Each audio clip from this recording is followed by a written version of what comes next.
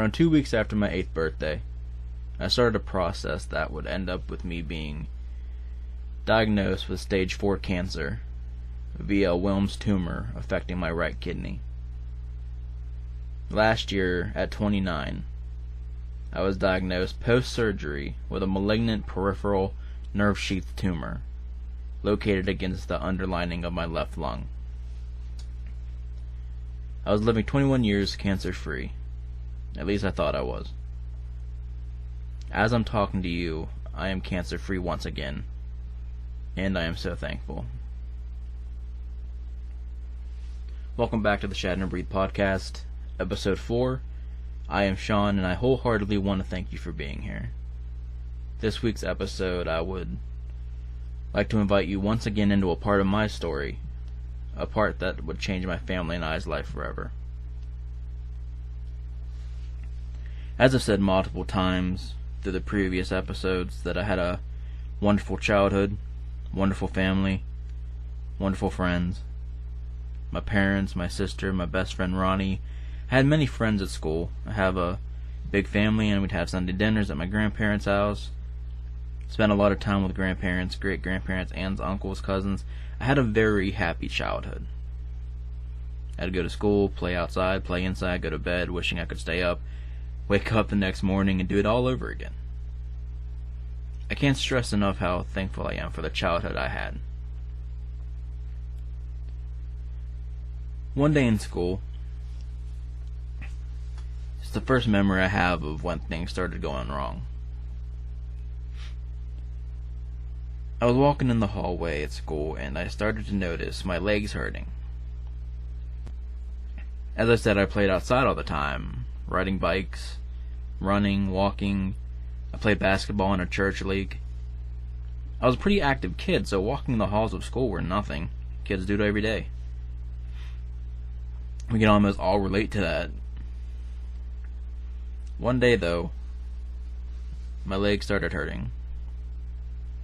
I'd be walking, and they would just ache and throb. It got so bad that by the time I got home and got off the bus, I was walking down the road to get home, and I started crying.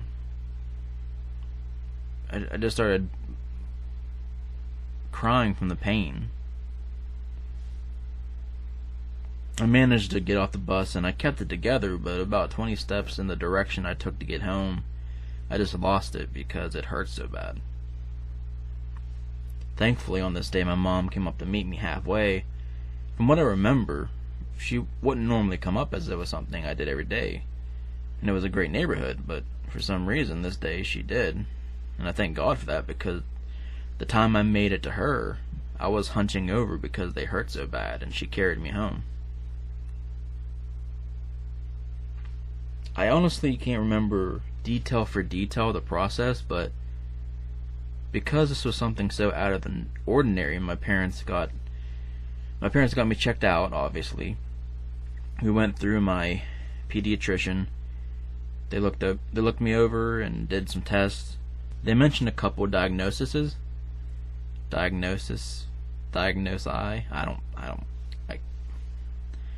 Whatever. You know what I'm talking about. They mentioned a few possibilities, but nothing was making sense. It got to the point where my parents weren't happy with how I was being treated, so they went to get a second opinion. They demanded my doctor send their records and all their test results to Children's Hospital of Pittsburgh. I don't remember if I had any scans prior to going to Children's or not, but whatever the case, Children's called us the same day they got my files and told us to be down there the next morning. So we did. I am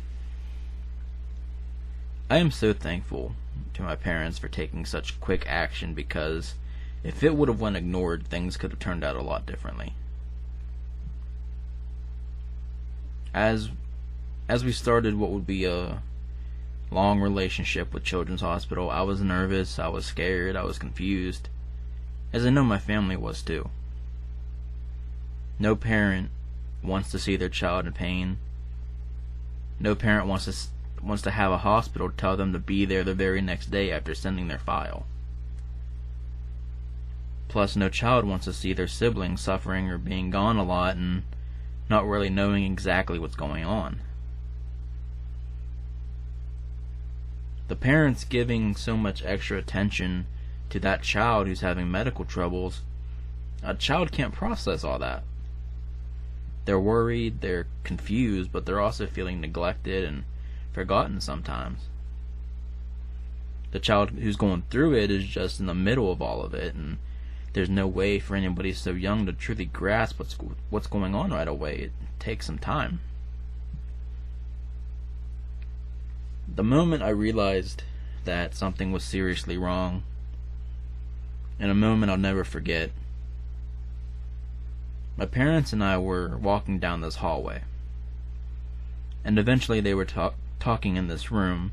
I wasn't allowed in on the conversation, but I'm sitting in a chair, and I see and hear my mom crying, and my dad holding her with this look on his face that was just lost.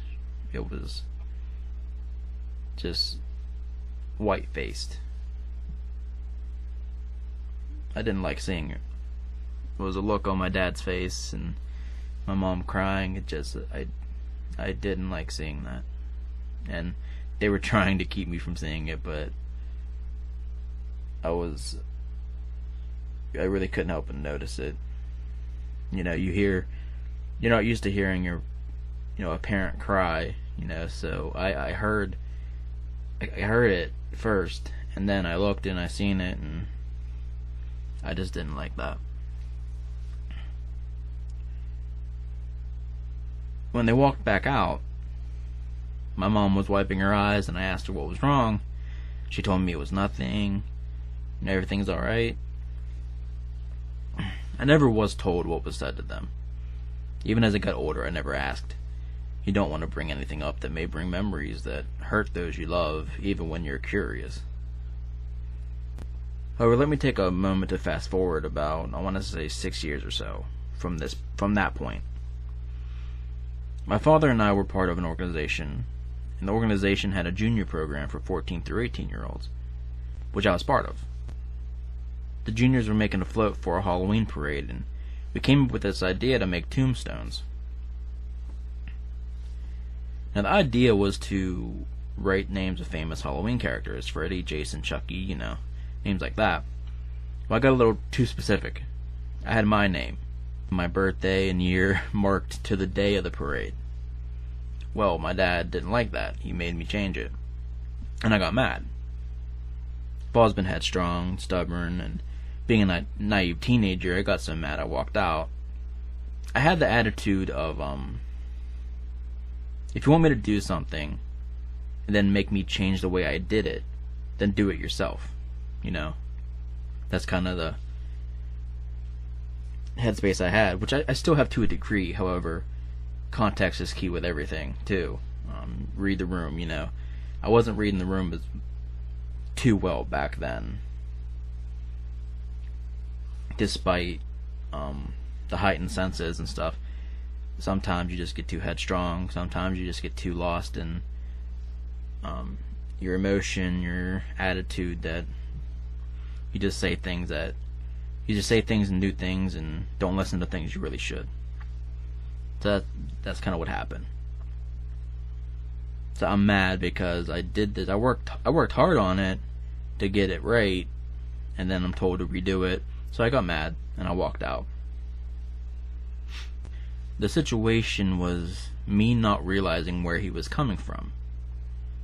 He came outside and talked to me, very angry, to which is where he told me that him and my mother were advised at one point to start making arrangements for me on the chance I didn't recover. That's how serious my case was. Seeing the tombstone I made triggered that for him, and because I didn't know, I didn't understand. We had a talk on the way home, and it made us both feel better, but I couldn't help but think, and still think, that's what they were told when I saw my mom start crying. I've never got that image or sound out of my head, even still.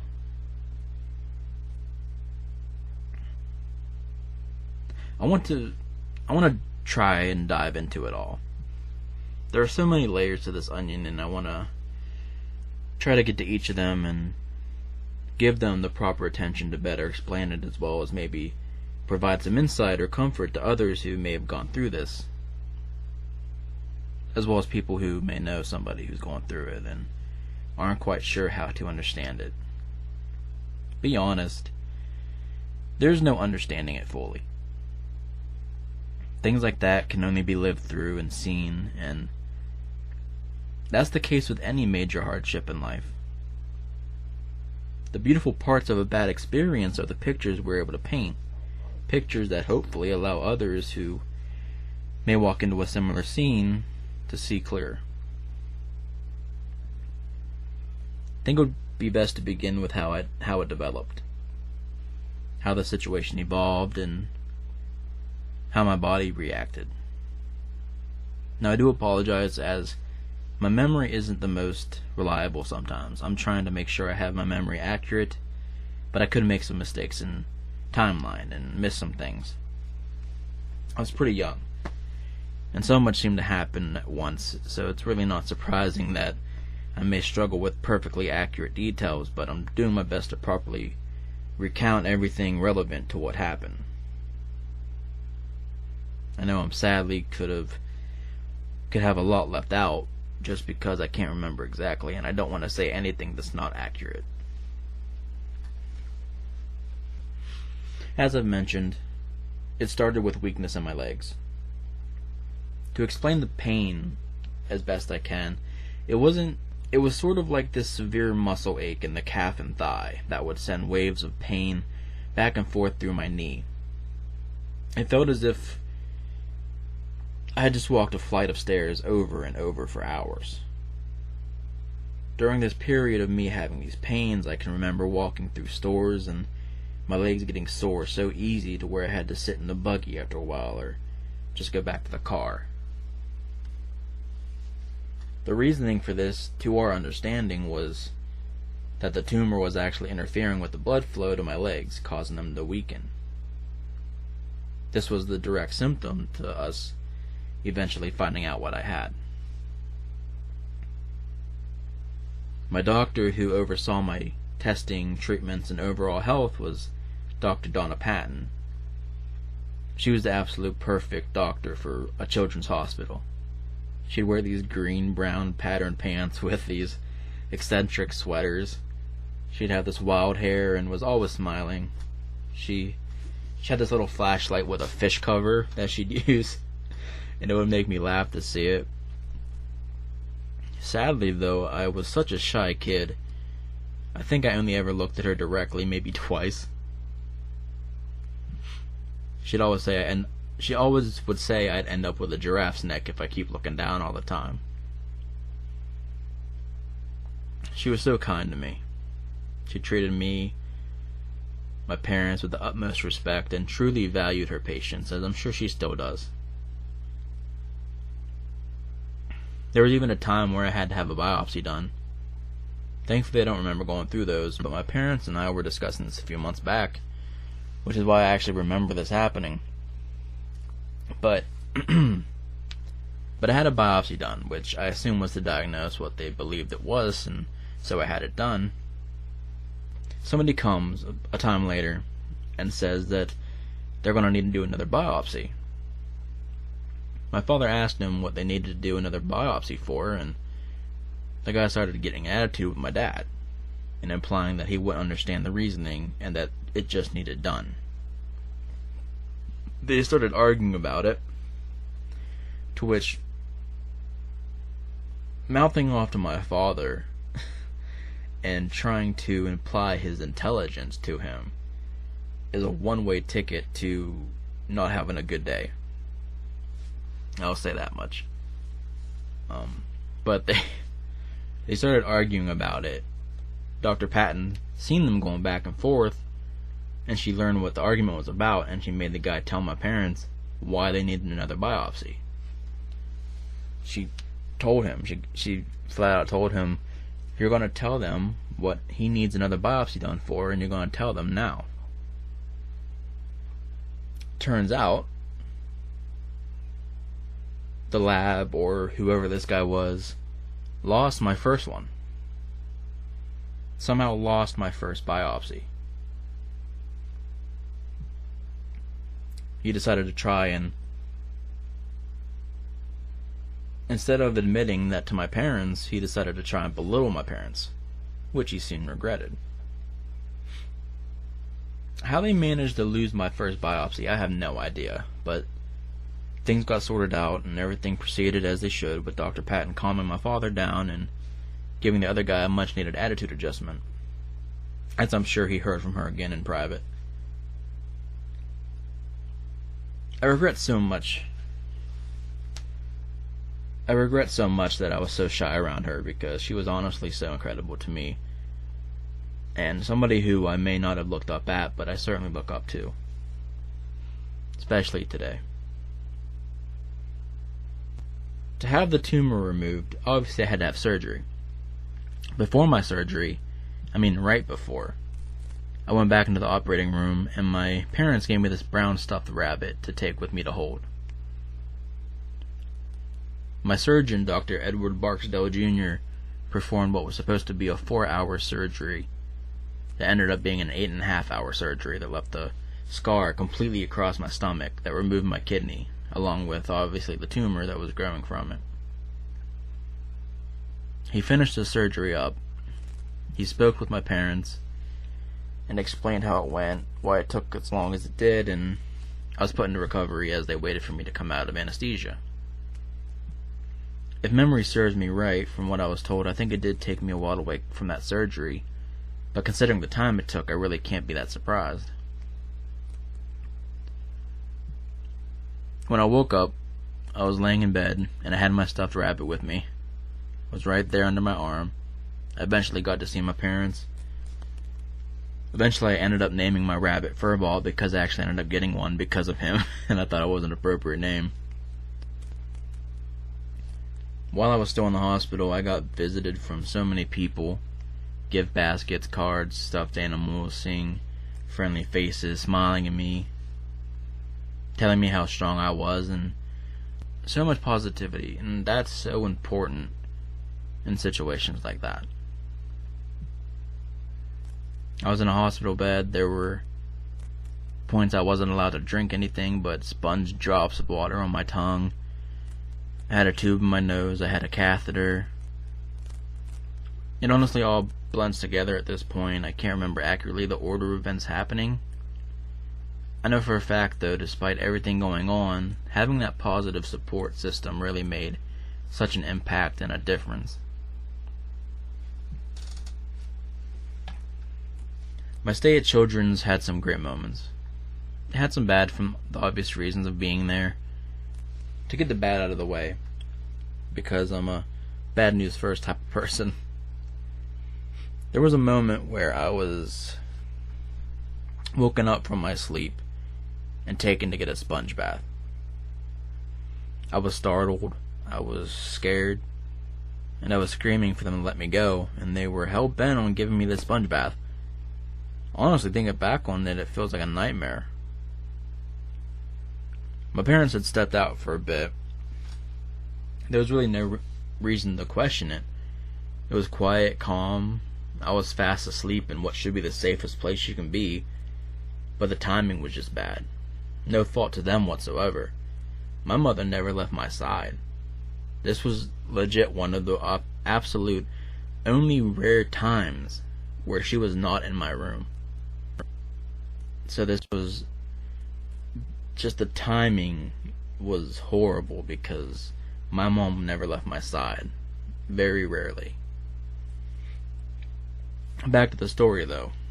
My dad was walking back to my room first. He could hear me screaming from the place where they took me to do the sponge bath. To be honest with you, I remember it as if it was a completely different area, but it may have just been the room bathroom. However, I honestly don't know which it was. All I know, and all I remember, is I was woken up, taken somewhere that wasn't my bed, and being prepped for a sponge bath I did not want. So my dad heard me screaming and crying and tracked me down very quickly. From what I do remember, it was these two nurses who were doing it, and my dad asked them what was going on. they explained to him they were trying to give me the sponge bath, and he basically told them, not like this, you're not. I can't clearly remember if they had already started it or if it was only prep, but I just know they were trying to do it. My dad heard my terror and put an immediate stop to it, and it got me back to my room. I mean, key word of advice: if you're trying to give a child a sponge bath in the hospital and they're crying and not wanting it to happen and their parents aren't around, probably leave the kid alone, you know? Just in case that sense wasn't too common to you already.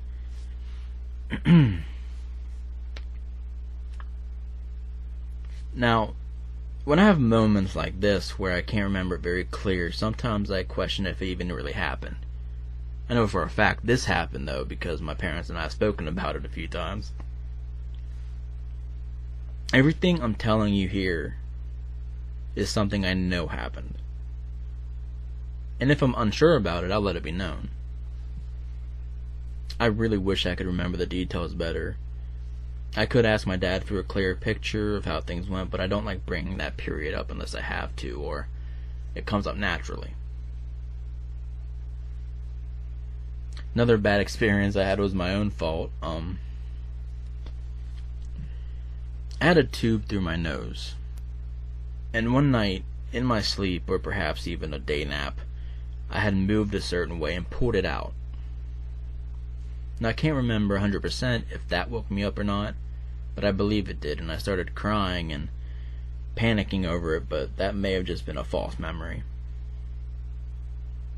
What I know for sure, though, is I was awake while they had to put it back in. I can tell you that for a fact, because I was not about that one bit. I can remember the burning sensation of it going through my nostrils and down my throat, and I just wiggling like a fish while I tried to fight them off because it hurt. I'm this kid who's been through all this stuff, and so naturally you're more on edge over everything. I'm still on edge over everything to this day, because just it scars you. It really does. But nevertheless, they got the tube back in, down my nose, into my stomach. Not so much then, but the funny part looking back on it now is when it came time to take it out. Anybody who's been in a hospital for a while knows that when the days come where you start losing tubes and wires connected to you, those are happy days. Well, this day, when I was meant to lose the tube through my nose, Sean was not very happy. He was not. Now, yes, being told we're going to get rid of that tube now is a very wonderful thing to hear. However, remember the pain of when it came out, which now I do actually remember. It did wake me up. See, the more you talk about something, the more you start clearing those clouds a bit from the map. It did wake me up when I pulled it out, and I was in fact crying. I was in fact a crying, upset mess. So when I'm told I'm getting my tube out, I remember the pain and discomfort I had, and I am so not about it. I start flailing my arms, saying, no, don't take it out, just getting all worked up, panicked. My parents are trying to calm me down, reminding me that it's a good thing, and once it's out, it's out. I wasn't having any of it, though.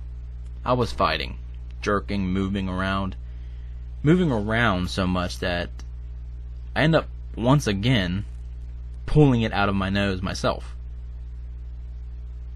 I swear to God, I was so determined to keep this tube in my nose that I pulled it out myself by accident again. Incredible. I still just, looking back on that one, incredible. But so I'm laying there crying,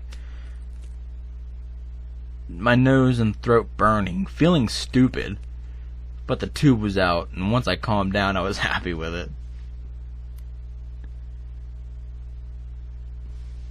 Yeah, it is very possible for an 8-year-old to feel a complete stripping of dignity. Now, more importantly, to get into the good experiences I had. Children's Hospital of Pittsburgh takes so much pride in how they deal with the children who unfortunately need their help. While I was staying there, they had an activity for the kids to do every single day. The few I remember are, one day we would paint. I remember the thick paint brushes with the bright colors. They even had little easels for us to use. Another day we actually made coasters, which we'd usually use tiny square pieces of some hard material. Maybe porcelain, I'm not too certain, honestly. And we'd glue them onto this wooden square board. Thankfully, I actually still have it. It's on my side desk right now. One day I think we even worked with Play-Doh or clay of some kind. They had so many things for us kids to do to help distract us from the fact we were sick and unable to go home. They would also bring activities to the room. One day there was a woman who came in who was a paleontologist. She had a cute little presentation of dinosaurs, pictures and cutouts and things like that. The coolest part of that day was she actually gave me a fossil to keep. It was this palm-sized claw. It was so cool. It was hard, heavy, and it felt as if I was actually holding the claw of a dinosaur. And it was just something that was so special to me. Sadly, I lost it. I have no idea whatever happened to it. Possibly could have been lost in a move. But I hope maybe somehow another child or a person who really enjoys things like that could have found it and has it with them. But I certainly wish I still had it, because that was so cool to me. Another day they had a service dog brought in. I remember a green vest over top of this white fur. I believe it was a St. Bernard, but I could be wrong.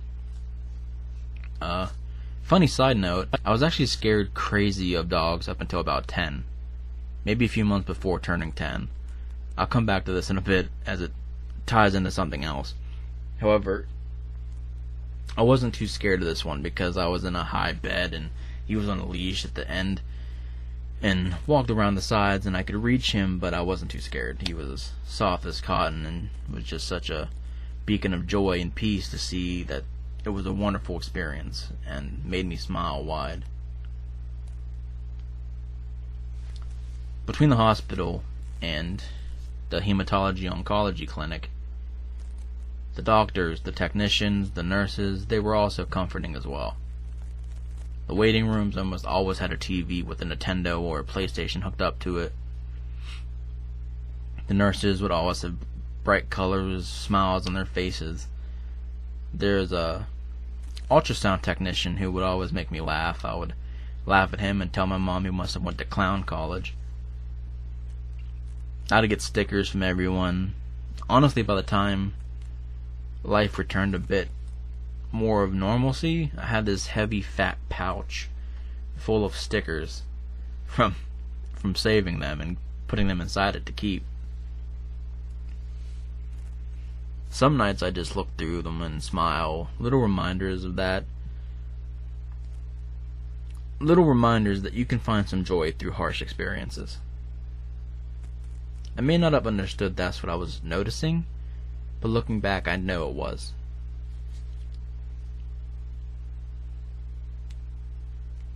Sometimes we'll do things that bring us joy and we may not know why it brings us such a joy or such a different healing feeling until later in life when we look back and we're like, that's why I like that so much. And I just like looking back on things like that. This was all back when Children's was right next to Presby, and that's where my radiologist was, Dr. Deutsch. He was not a very pleasant man. I would just say that now. He wasn't mean. However, he was very blunt, and that's not a great attribute towards a child. However, he was, as I'm sure still is, a wonderful doctor. He was a key part of getting me better and making sure that nothing came back.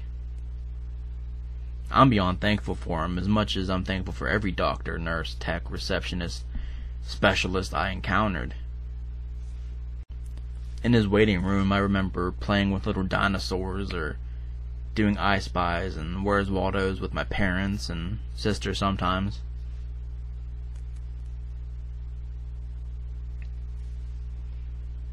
Honestly, my stay at Children's Hospital was something that was handled absolutely well. Despite a few issues, they were always resolved and handled. I'll, for the rest of my life, be thankful to Children's for how they treated me, how they treated my parents, as well as not just me, but for all the young lives they save every year. They were a big part of my life from 8 until about 24 or 25 when I aged out. And the wonderful thing about Children's, though, is they are open and willing to see their former patients return if they ever need to, which I actually did last year. And I'll touch on that more as well with that part. So I get my tumor removed. The next step to go into with you guys is afterwards, where I had to go through chemotherapy. Because of me having to go through chemo, I had a Broviac catheter put in via surgery. And if you don't know what that is, it's a long, soft tube that's placed into your skin that's routed to a large vein. It's used when somebody will be going through a long period of IV therapy.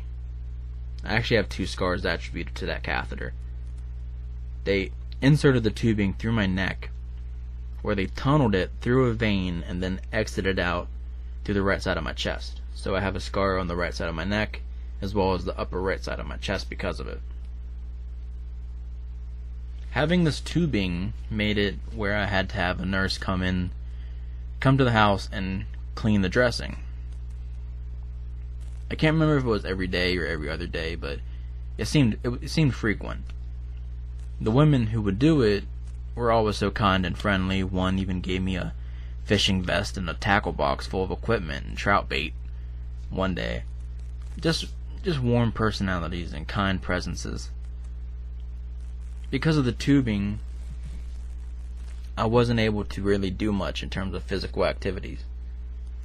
I had a concern not only because I was now missing a kidney, but because of the caution of not pulling or catching my tubes on anything. They were very secured, but you still never know what can happen, so I was just very limited. Also, because of the chemo, I wasn't able to be in sunlight too long, which means I was even more limited. My parents used to be part of this organization, and every year there would be a summer picnic.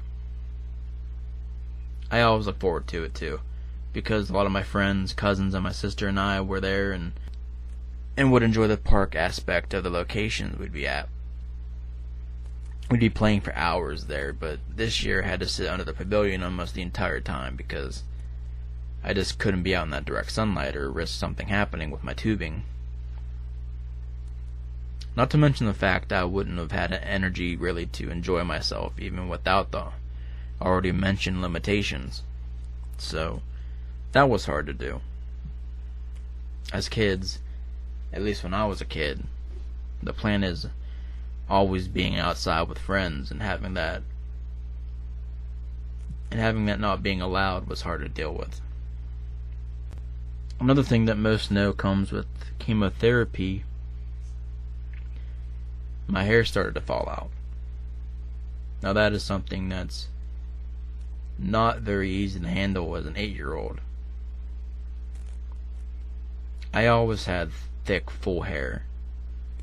When I was even younger, I had this long, thick, beautiful, dirty blonde hair that would get me, on a few occasions, being called a little girl, to which my mom would get annoyed with. It happened quite often, so reasonably so.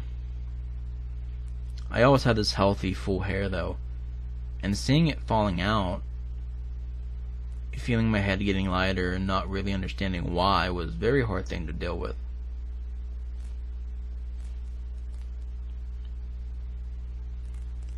Honestly, I think I may have been my first taste of intense anxiety. And now I'll tell you why I think that. It was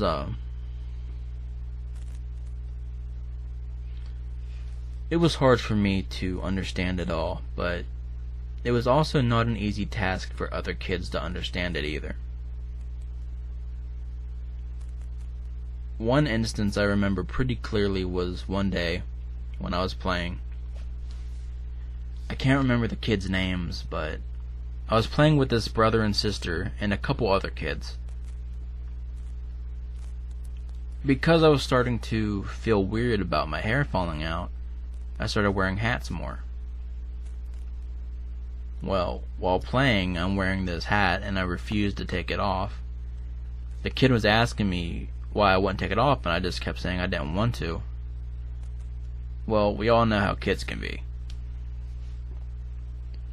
He reaches for my hat and tries to take it off of my head. I'm holding on to it to keep it from being taken. That's where the memory starts to get blurry from me. I can't remember if he did get it off or if I kept it on and just went home. I think I was able to keep it on my head and I just left, but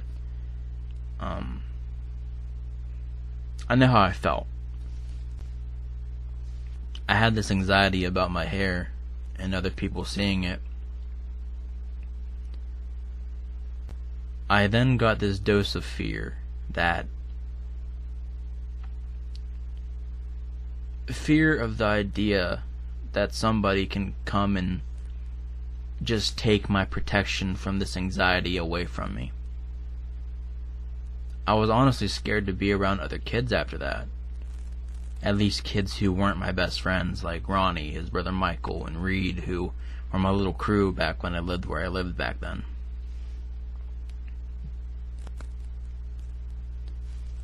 But yeah, for the first time in my young life, I felt this force of worry and discomfort from something that wasn't in front of me. Something I couldn't see. So I really feel like those insecurities with my hair and my new way of life were the roots of the anxiety I still struggle with today. I'm not a professional, but I mean, you can't help but wonder if it's tied in. Everything comes from somewhere, so it's possible. Also worth noting at this point, I was being homebound taught and wasn't going to school. I was in 3rd grade when this happened. Mrs. Hatt's class, such a wonderful teacher. We'd also see her every once in a while at the township fair as well. I wasn't able to finish out the year though, so instead I had a teacher come to our house and teach me, whose name was Crystal. She was so kind and sweet, and she was just an absolute beautiful woman in all aspects who helped me feel relaxed as I had to adjust to this new way of learning without a classroom. My parents and I both, all three of us, valued her so much, still do. We even invited her to my graduation party years later, and she showed up, which meant so much to me. She said she was touched we had even remembered or thought to reach out, but honestly, we were touched she felt the same way. So, I'm going through the stage of my life where I'm very sheltered, I'm very limited and weak, and because of the treatments and everything, At one point, I believe it was because of the chemo, I had developed jaundice. My skin, the whites of my eyes, were tinted with a shade of yellow. For that, I had to have a procedure to have stents placed into my liver to help clear the blockage causing the condition. Eventually, I was able to have my Broviac tube removed, and I'll be honest with you, I don't remember when or how that happened. I'm trying to remember that part, but it's completely gone from my attainable memory. I have seemed to lost that file. However, I did have it removed. The jaundice did go away, and I recovered, and so began my journey into a post-cancer life.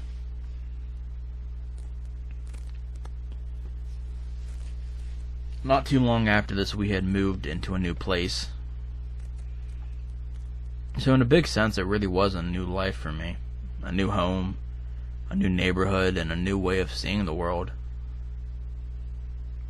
There was also something else that would soon change. Going back to when I said that I was afraid of dogs, well, after I had my Broviac tube taken out and was healed up and doing well, we all decided that perhaps it was time to get a dog. Yeah, even I was willing to get a dog because I knew we'd have gates up to protect me. Plus it would be a puppy. I may have felt like a weak, scared child, but I could surely fend off a puppy. I found out puppies are equally as terrifying, though. Not for long, however. One day, the day comes where it's time to go look at a shelter for a dog. My dad comes back and comes inside and says he didn't find anything. He then asks my sister to go out and grab a box from the truck. My sister goes out, and I'm on the porch, and as she turns the corner, I see her holding this cardboard box with this absolutely adorable dark black spaniel sitting in it, with these beautiful brown eyes looking right at me. I can still remember so clearly his face, his ears, those eyes, that adorable nose. When I tell you my heart was taken instantly, I honestly mean it. I was nervous, but I was in such awe of how beautiful this little soul was. We ended up naming him Jet because of his color being so jet black. We gave him 2 T's though. I can't remember the length of time it was, but I don't think it was too long. I would not be in the same room with him unless somebody had him, either holding him or on a leash of some sorts. Like, I was afraid, so my parents just didn't force me to immediately get over it. It was a process. One day, however, I'm coming out from a hallway, and the gates are up. I see him sleeping. He's not leashed or anything, he's just sleeping by the couch. So I go over the gate, and I start walking towards the kitchen, and those big brown eyes open. We're just staring at each other. He gets up, and I take off like a bat out of hell towards the kitchen where another gate was, and I jump. My foot catches the top of the gate, and I crash. I don't know what was worse, the pain or how stupid I felt, but I got ran out of the room by a puppy. This is a no shame zone, okay? After that point, I think it clicked in my head that this fear worth the pain? And I started to slowly work up being around him. Of course, it got to the point where I was no longer scared of dogs. I owe that to my sweet Jet. After he warmed me up the dogs, I was able to be around my cousin's dogs too, which was so wonderful. The fact I missed out on so many fluffy cuddles is heartbreaking. But that sweet little black Springer Cocker Spaniel mixed angel showed me a new kind of love I had been missing out on.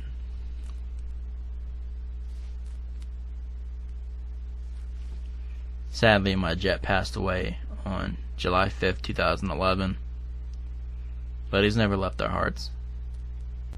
We named our next dog, who's still very healthy, and my buddy, after him. Jet loved helicopters. He'd always watch them when they'd pass by, so we named him Chopper. He's a chocolate lab German Shepherd mix, and we love him to pieces. That's my boy. I also want to mention this before we even moved, while everything was still going on, we were contacted by the organization Make-A-Wish, who came to our house and sat down, talked to us for a while. The two that came to us their names were Ron and Pat, this wonderful married couple who showed us so much compassion and warmness. During the talk, they gave me a piece of paper and said, draw something for us. Draw something that you would wish for. And I'm paraphrasing. This was 22 years ago, but that's how I remember them. That's how I remember them saying it. So I drew the Disney castle. When I was healthy enough and able, Make-A-Wish sent my parents, my sister, and I to Walt Disney World in Florida for a week. Completely paid for, flights to and back, given spending money, and we stayed at the Give Kids the World Village, which was absolutely incredible. Inside the village, they had a mascot named Mayor Clayton. He's still around. I follow the Give Kids the World Village on Facebook, and I still see pictures of him, so that's pretty cool. He would ride around, walk around the village and visit the families, even tuck the kids in before bed. Now, I'll be honest, I was never a fan of that part because I was always wanting to stay up later, so my mom would just tell me, just let him tuck you in, you don't gotta stay there. It was just funny looking back on it, and it was such a sweet and wonderful gesture. It really was such an amazing experience. Every time we'd leave the place we were staying at, when we'd leave for the day, we'd come back and there would be a gift inside waiting. Every night there was an area where you could order food, and it didn't cost anything out of pocket, as it was just part of the village. You just order something to eat, they'd make it for you, and you'd go about your adventure. There's a place called the Castle of Miracles where you'd go and they'd give you a star to personalize, and it would get placed on the ceiling there. Everyone's so wonderful and kind and welcoming, honestly. It felt, as cliche as it may sound, like the greatest place on earth. And I was there with my favorite people on earth. While we were down there, we went to SeaWorld, Universal Studios, obviously Disney World itself. We even got to go to the Real Life Pizza Planet. I had a personal pan pizza, and it was this full arcade, absolutely amazing. One of my favorite parts down there. My sister and I had a blast running around the bottom floor arcade while our parents were sitting up on the second floor looking down from the table. We had our table up there. It was on a balcony, and we had the table right next to the edge, so it would just kind of look down on us and see us having fun. I was still having to be shaded from the sun, which, yes, imagine that in Florida, but not as severely as before, and my parents were the reason I was able to enjoy myself safely and comfortably. I honestly can't praise them enough. Also, my sister getting to have an amazing time too was something special, and plus she was kind enough to get me autographs from Disney characters I was too afraid to go up to. Honestly, having fun myself, but seeing my parents enjoying themselves and just getting time with my sister was so nice. It had been such a hard year for all of us, and it really did so much for us.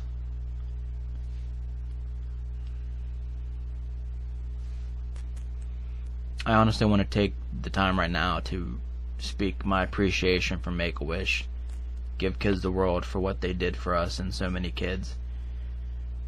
families going through such a hard time, they truly cannot get thanked enough for what they do. And I am, and will forever be thankful for all they did and all they continue to do. I'm genuinely so grateful. So from everything that had been going on, my entire life had to be adjusted. When I returned to school in 4th grade, a new school, mind you, which, again, it was a whole new chapter in my life, I had to make sure I was extra careful. I couldn't play too rough. And I also had to explain why I wasn't in school last year. Like I said, we moved, so I technically was being homebound from my new school, not my previous. Let me also say, before I forget, my previous school were so amazing. They went in and actually bought me a Game Boy Color and some games, along with a carry case for it.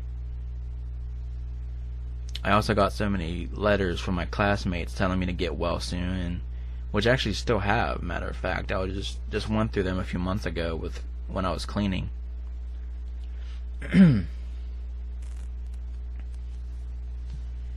They were so wonderful. I actually did have an official last day at my school too. I remember because Mrs. Has actually had a little party for me before I left. And the funny moment was one of the kids, Trevor, who was kind of a bully, but nothing like severe. He was one of those pick on everyone types. But I'll never forget him looking at me on my last day and saying, "Hey, thanks for the apples and caramel." Because that's what we had. It's one of those moments, and it was like a genuine, thank you just for a snack. And it was just something that I look back on and laugh over, because it was just so funny, because one of the class kind of attitude kids is just giving you this completely genuine but so random compliment on your last day there. Honestly, he's such a great guy. I got to really get along with him when I seen him again on a few school trips with the district, and being back in classes with him in junior high. I just always remembered that. He was a good guy. Still is. Also, I really want to make sure I give appreciation while I have the chance. Ron and Pat from Make-A-Wish would also give me another gift for my birthday. I had always wanted this Superman action figure that came with Clark Kent that you could take off and reveal Superman. And my parents couldn't find it anywhere. This toy was like non-existent. But Ron and Pat actually tracked this thing down and gave it to me. I'm pretty sure I cried a little. They're just such wonderful people. Back to school though, I would get questions about why I wasn't in school last year, because my teachers would mention that technically I've been a student since then. So of course, kids being curious, they're going to ask. I'd go through the story. I had cancer. I lost a kidney over it. Wasn't able to come to school until I got better. Eventually got around, and I'd have kids come up to me and that I didn't know, asking if it was true that I only had one kidney. That's what fascinated a lot of these kids. That's one of those things you really can't prepare for, is the eruption of questions you're going to be asked, and being asked them so often. I actually really liked my new school though, and I got an instant crush on a beautiful girl named Kara, who is absolutely a gorgeous person and is doing very well these days. We're not connected at all these days, but I like to check up on people who I've lost touch with sometimes to make sure they're doing good. There's not a lot of people from school who I keep in contact with now. I'm friends with a couple of them on Facebook. And there's a few that I still will talk to and things like that. Not a whole lot though. But I think it's kind of normal with high school and elementary school. But I will go back, and the ones that I that I actually do still care about and really appreciated when I had them in my life, I'll go back and I'll look on their Facebook pages and see what they're up to, and just really get happy and smile when I see them doing good. So yeah, that was my introduction process into a new life of a child who unfortunately seen this dark side of life. A dark side of life that thankfully was masked with so much love and compassion to help me through it.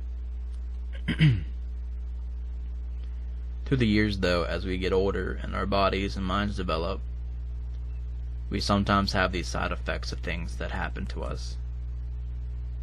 Anybody who's had the wretched circumstances of having cancer knows that it's not just the disease. It's what it does to you. It changes you in ways you don't realize at the time.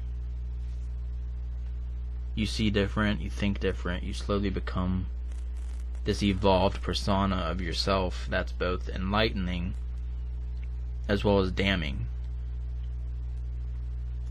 Like all things, though, it's how we handle what we put through. And that's what guides us towards who we're meant to be. I hate the way it hurt my family. Seeing them going through it all was just hard. I know my parents hated seeing me going through it, but it hurt me seeing them suffering too. My sister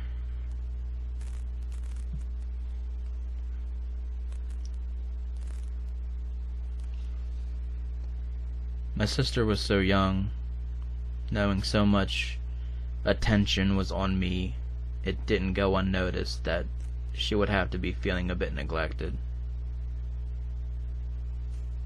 My parents tried so hard to help make it easier. My grandmothers, my great-grandparents, aunts, uncles, cousins, everybody knows cancer thrives on spreading, but it doesn't just stop in the body. It spreads through your loved ones. It spreads through your loved ones as well. So, never forget how much they need some love too when someone's going through that.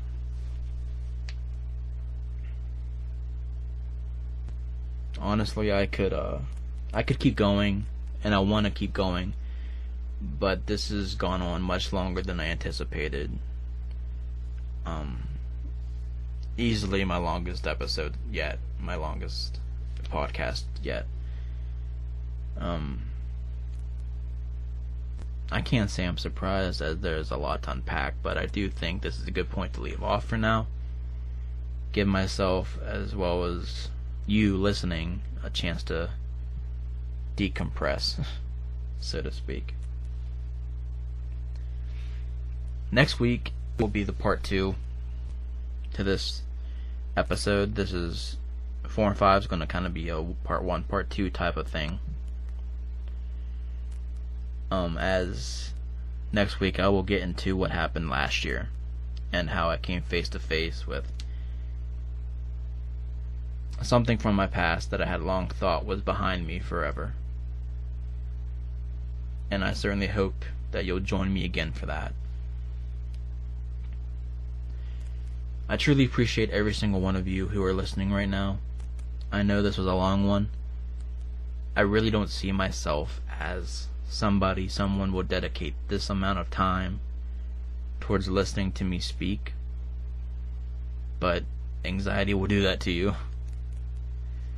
Anxiety and self-confidence issues will have you believing that you're not worth listening to, and if you feel that way and you're listening to this, your story is worth telling. Don't let your insecurity stop you from lighting somebody else's path. There's people that you may not even know that are going to be thankful for you telling your story.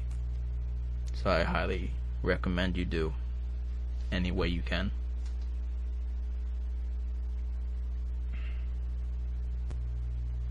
So when I say this, Please know I mean it from the bottom of my heart, all the way to the top. Thank you so much for being here with me and giving me your time. I pray the rest of your day is as wonderful as you are. This is the Shatter and Breathe podcast. I am Sean, and until next time, be safe, be thankful, and God bless.